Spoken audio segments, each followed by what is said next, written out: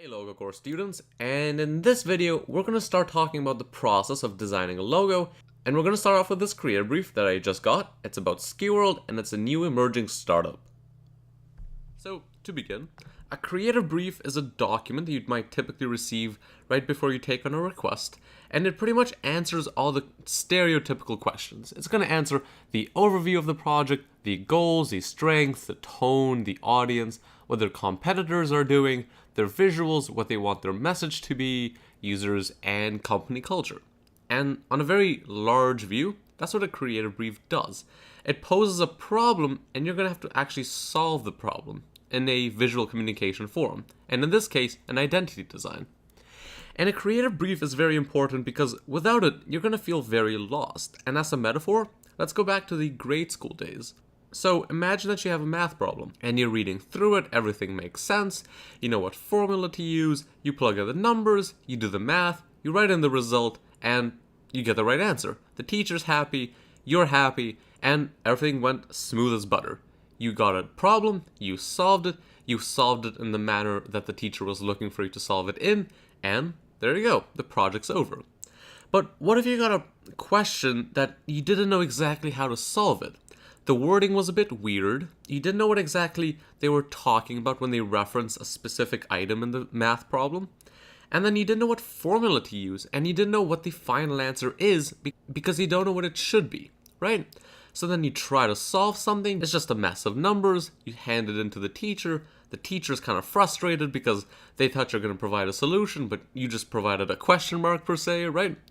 And that entire project becomes a failure because you couldn't solve it. But if you look back at why you couldn't solve it, it's because you didn't understand the problem.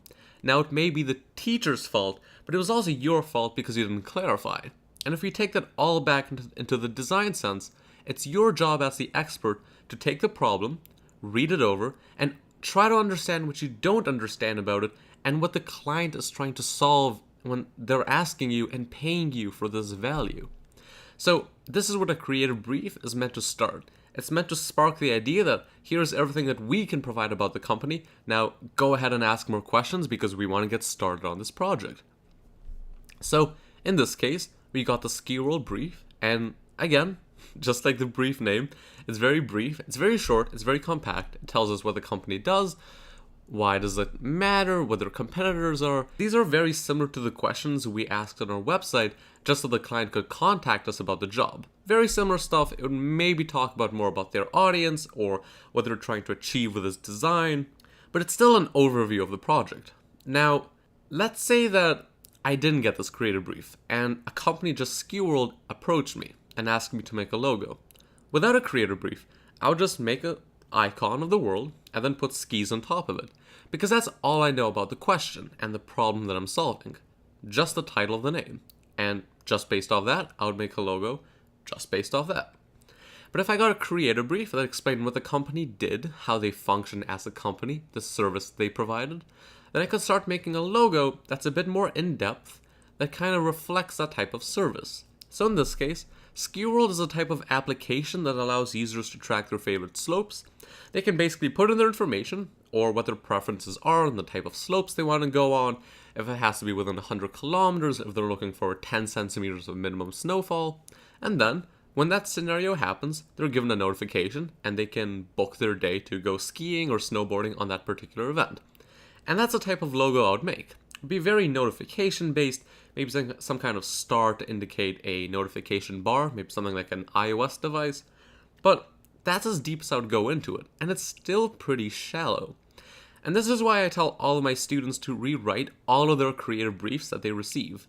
Because you're going to get creative briefs that are very not in-depth. They answer the basic question of who the company is, what they're planning to do, maybe what their goals are, but they're never going to talk about what the user thinks of the product or what type of tone or message they're trying to convey. It's very rare they're actually going to answer those type of questions.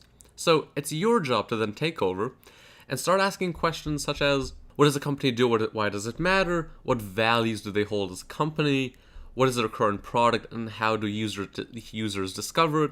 Because once you start asking more in-depth questions, such as the user ones, which I personally love, it's how the user interprets the product, which is more important than how a business CEO would interpret the product, then that's when I can actually start diving into exploring the designs behind the product. So let's just do a quick example. Let's say the users love using the product because they can find these really cool photographic moments and really cool slopes that they wouldn't have found otherwise. Because it's this user experience of exploration and finding new ideas and finding new locations, I can start developing a logo that's based on almost capturing the moment or capturing a specific experience or feeling by using the app, and not exactly just a shallow logo just showcasing someone scrolling up and down the slopes, hitting star on their favorite ones, and patiently waiting for 10 centimeters of snowfall. I can go more in depth. I can show the user more what this company can do and reflect it in the entirety of the identity design. Not only just the logo, but the icon designs, the colors I'm going to be using, the typography that I'm going to be using, and how I'm going to lay it all out together. The more I know about the company, the product, the users, how they're going to expand their company culture, the more my logo can actually reflect all of those values.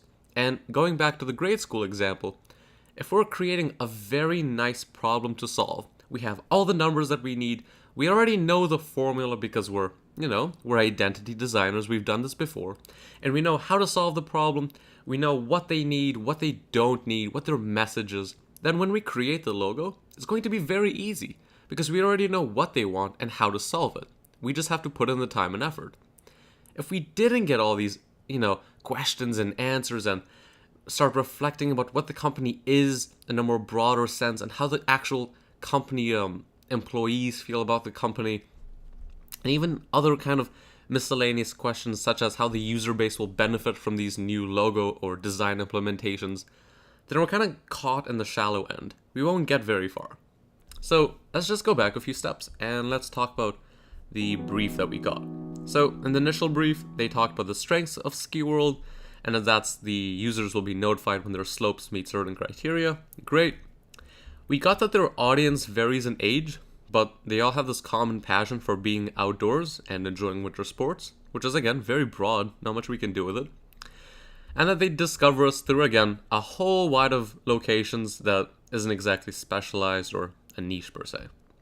They talk about their competitors, but again, their competition is just Yelp and other sites that offer reviews. So there's a lot to research, but again, it does give us a head start on what to look on when we want to see how we can improve their identity design and see what their competitors are doing. And goals of the project is also very cliche, not much we can expand on that. But if we start asking these types of questions, which are going to be available down below, we can ask, what does our company do and why does it matter? And we're going to try to understand what makes a company so unique. We can ask questions such as, does the product have a slogan? And in this case, maybe we can get more out of it, per se, right? Maybe the company has a certain company culture slogan that they use when they're trying to ship a product, and that might heavily reflect how we want to design this logo. We also want to know the strengths of the company, but we also want to know their weaknesses, right? And a company CEO might not exactly talk about their weaknesses. And we want to know about their weaknesses because that's the actual aspect that we don't want to focus about in the identity design. Sure, we might focus on the strengths, but we want to avoid any sort of comparison or any sort of weakness or hint at it in the overall identity design. We also want to know what values they hold as a company, why this company needs to exist, their design goals with this, because maybe they didn't list something in the actual first design brief. And then you also want to ask the question of what kind of expertise are you offering to the client? Because you want to also be fairly confident that you can solve this problem and that you're going to benefit the end user somehow. You don't want to just be designing a logo. You want to know why you're designing this logo and how you're going to do it, right? It's going to instill some confidence into you. And then the user questions, which you should always ask, about how do the users come back to the product, why do the users love the product, and how will the user base benefit from this implementation, and even how a user would describe their product on social media. Because even that short blurb about how a user would just talk about the product, maybe that's how we need to use it and take that message and incorporate it into the actual identity design. Maybe it'll give us some keywords or like some art direction that we can play with. Because if, again, the user says that they love using this app for the sake of exploring areas around them or booking faraway places and already knowing that these certain slopes are already 10 centimeters of snow, great weather, completely open, and has black diamond tracks, maybe that's what the user focuses on, and that's what their user base needs the app for. So maybe that's what the identity design should focus about. And then again, you want to make sure that you have the deliverables asked because you want to know what you're going to be designing. Sometimes a client is going to want social media designs and icons, and you want to make sure that that's all agreed upon. You also want to ask if there are any limitations or restrictions, and timeline, schedule, and budget. So once you ask all of these questions, it's going to help you later down the road, because not only will you be able to research better, but you're going to be able to defend your own design decisions.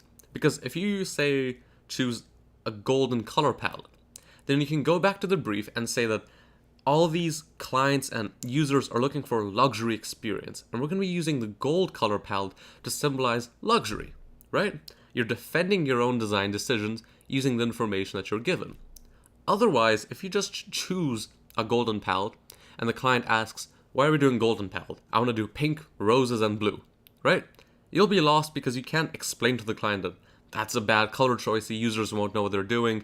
The users will feel out of place with the app. In this case, you'll be able to reference what the company needs and how you're providing value for it. Right? It's a very comical situation, of course, roses, red, and blue, but it does happen in some scenarios, and you want to make sure that every design decision that you do is backed up by facts. So even down the road, with this creator brief, if we ever start developing icons, for example, we can go back and see that users are often experiencing with this app, they're checking for pricing, conditions, and availability. So we can make icons based on those categories. And we already have something to develop icons for as opposed to the very first creator brief. And we also see that, let's say we take the example of photography. We want to show how photography is going to be used in this brand. Without this in-depth creator brief, we would maybe just take photos of random mountains and say, here's Ski World, you'd put the logo in the right corner, and that's it. But with a more in-depth creator brief, we can show that the users are actually using this app to explore new locations, to maybe find new friends in the community, and to find locations that are perfect for them. So maybe in the photography section, we can show that there's going to be a quote on every photo of what the user was looking for and how Ski World found it for them, right? And that's such a good selling point. If you can explain that to a client, you're bringing them so much value because they know how to post on social media now. They know what their golden points are within the actual brand, what type of service they're able to provide, and they're going to connect it through design. Because again, art is where you ask questions, but in graphic design, it's visual communication. You're solving problems. And by asking all these questions, you have such a great problem to solve that your solution is going to be pure gold. Like the photography example, right? You're letting the client actually start posting on social media very valuable stuff that both grows him and helps users find slopes and mountains that they want to go on and explore. They're making more informed decisions, and we're showing that through photography. And that's a very key example. So you can download all these files again for free. And by the end of the course, you'll be given a demo creator brief, and you'll go through the exact same process where, just to reiterate, you're going to get a creator brief that's semi-filled. So you're going to have an expectation of what they want, but it's not going to be that in-depth. You'll get a sense of what they do, but you won't really get a sense of their company culture and what they value. You'll get these questions, and you'll read through them. You'll understand why you're asking them and how it's going to benefit your process. And then you're going to try to create one of these. They're much more in depth. You're starting to kind of improvise on their company culture. So if you know that they value a user experience, you can start saying that this user experience needs to be very fluid and it needs to showcase what they're looking for much more faster and without any more obstacles. And you're going to start to assemble this type of document. And this document, later down the road, we're going to start extracting keywords from it, different ideas, start mind mapping it. And when we start creating the logo, it's going to be such a seamless process. We're going to look it over and start designing a composition and just go from there. And before you know it, you have a great logo and a great solution. So I'll see you in the next lesson, and I'm excited to see what we do.